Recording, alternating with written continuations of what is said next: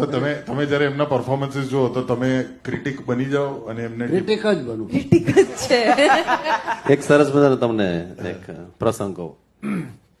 અમે એક જગ્યાએ ગાતા હતા, હું ને પપ્પા અને ઈશાની.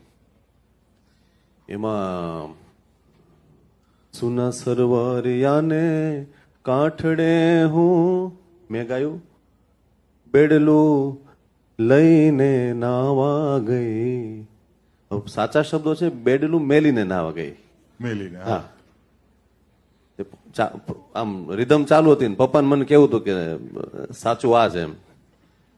તો એને ચાલુ કર્યું કે સુના સરવરિયાને કાંઠડે હું બેડલું મેલીને લઈને નહીં મેલીને લઈને નહીં મેલીને.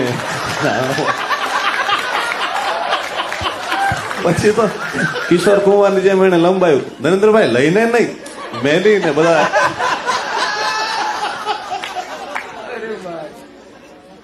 પછી શો પત્યો ને એટલે એમ કીધું કે બેડલું લઈને ગયા હોય તો ખોવાય કઈ રીતે એટલે